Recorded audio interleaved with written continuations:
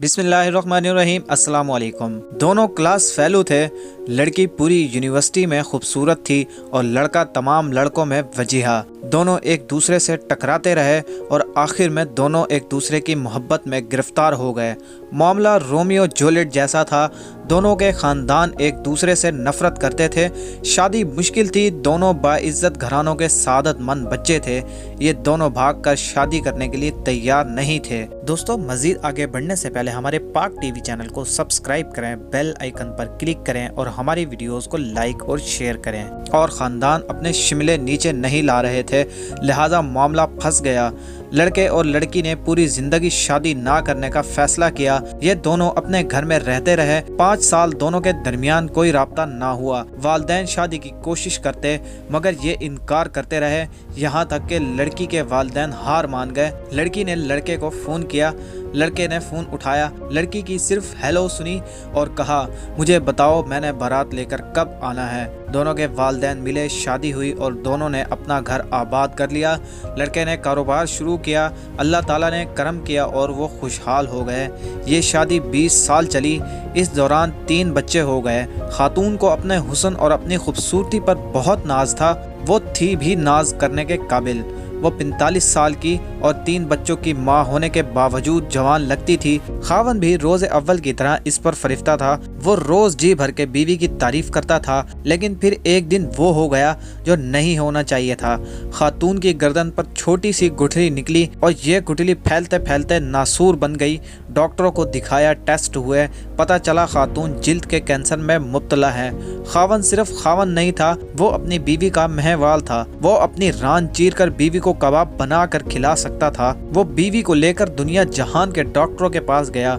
एक क्लिनिक से दूसरे क्लिनिक, एक डॉक्टर से दूसरे डॉक्टर और एक मुल्क से दूसरे मुल्क। वो दोनों चलते रहे, यहाँ तक के डॉक्टरों ने जवाब दे दिया। खातून का जिस्म गुठलियों से भर गया। ये मुसीबत अभी ख़त्म नहीं हुई थी कि एक दिन दूसरी आफत आन पड़ी। खावन की गाड़ी ट्रक से टकराई और वो शदीद जख्मी हो गया। वो अस्पताल पहुंचा, पता चला कि बीनाई की नेमत से महरूम हो चुका है। आप इसके बाद अलमिया मुलाहिजा कीजिए, शहर का खूबसूरत तरीन जोड़ा, बीवी जिल्द के कैंसर के मरीज और खावन आंखों से अंधा। लोग इन्हें देखते थे और कानों को हाथ लगाते थे, लेकिन ये दोनों इसके बावजूद मुतमईन थे।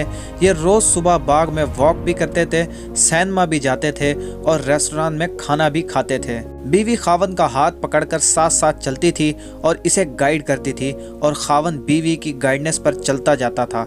ये सिलसिला भी कई माह तक चलता रहा, लेकिन फिर बीवी ने खावन से एक अजीब मुतालबा कर दिया।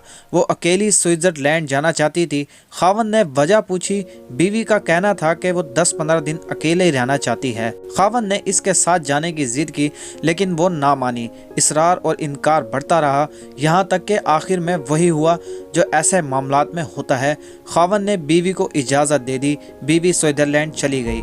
खावन ने 10 दिन बड़ी मुश्किल से गुजारे। वो शादी के 20 बरसों में एक दिन के लिए भी अकेले नहीं हुए थे। ये इनकी जुदाई के पहले 10 दिन थे। ये 10 दिन पहाड़ थे। खावन इस पहाड़ तले सिसकता रहा। 10 दिन बाद बीवी ने आना था। खावन एयरपोर्ट पहुंचा, लेकिन बीवी ना आई। खावन को दुनिया डोलती हुई महसूस हुई। वो सारा दिन बीवी को फ़ोन करता रहा।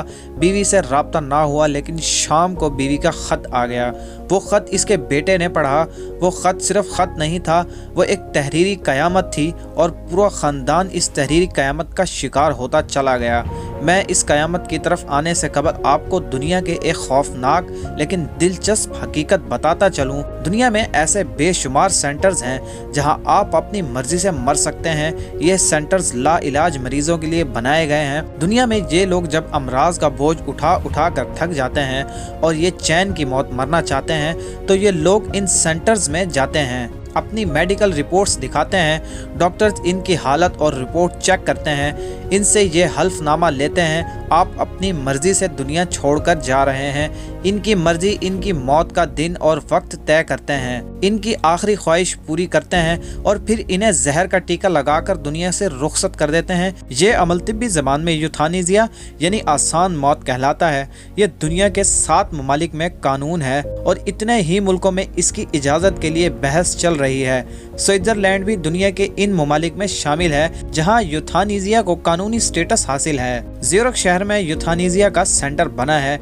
ये सेंटर इंतहाई खूबसूरत जगह पर कायम है। सेंटर के कमरे पहाड़ों, आबशारों और झीलों के किनारे बनाए गए हैं। मरीज बेड पर लेटकर जिंदगी की आखिरी सुबह और शामें देखते हैं। मरीज बेड पर लेटकर जिंदगी की आखिरी सुबह और शामें देखते हैं और आखिर में इस मेहरबान डॉक्टरों और नर्सों के हाथों में अपनी जिंदगी सरहद पार कर जाते हैं। वो खातून भी यूथानेसिया के लिए स्विट्जरलैंड गई थी। वो कैंसर का दुख बर्दाश्त नहीं कर पा रही थी, चुनांचे इसने आसान मौत लेने का फैसला लिया। वो ज़्यूरिख गई, जिंदगी के आखिरी 10 दिन गुजारे और ऐन इस वक्त अपने मौत का तयन कर लिया जब इसकी फ्लाइट ने वतन की मिट्टी को छूना था। इधर फ्लाइट उतरी और इधर वो अपनी जिंदगी की सरहद पार कर गई।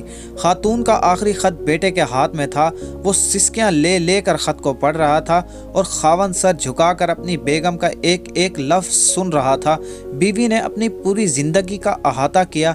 इसने बताया वो पहली बार यूनिवर्सिटी में मिले थे तो इसने क्या महसूस किया था, वो यूनिवर्सिटी में लड़ती क्यों थी और वो कौन सा दिन था जब लड़ते लड़ते इसे मोहब्बत हो गई थी। इसने फराक के वो 5 साल कैसे गुजारे थे और शादी के बाद इसने अपने बच्चों को मुलाजमों के रहमो करम पर क्यों छोड़े रखा था।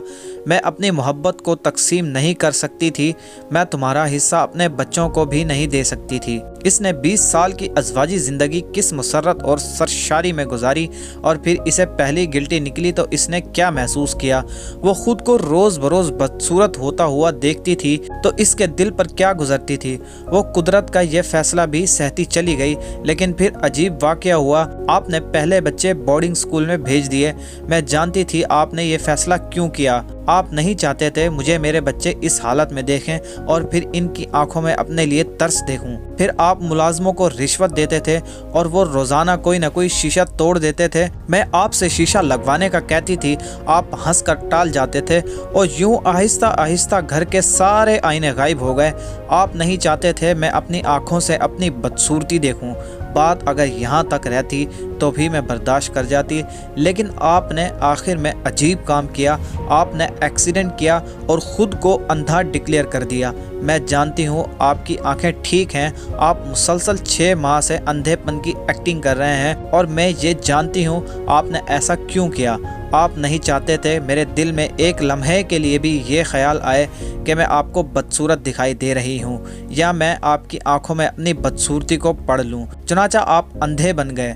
आपका ये मसनूई अंधापन मोहब्बत की इंतहा थी। मैं ये इंतहा बर्दाश्त ना कर सकी, चुनांचा मैंने दुनिया से रुखसत होने का फ़ैसला कर लिया। मैं दुनिया से जा रही हूँ। अब आप प्लीज़ अंधेपन की ये एक्टिंग बंद कर दें, ये ख़त पढ़ें और ख़ुद पढ़ना शुरू कर दें। यहाँ पहुँचकर बेटे के मुँह से चीख निकल गई। बाप ने इसके हाथ से ख़त लिया और ऊंची आवाज़ में पढ़ना शुरू कर दिया। आप प्लीज़ मेरे बाद अपना ख्याल रखिएगा। सारे तौलिए अलमारी में रखे हैं। मैं दर्जी को 5 साल के कपड़े दे आई हूँ। वो साल में 10 जोड़े सी कर दे जाएगा। आपने वो सारे कपड़े फटने घिसने तक पहनने हैं।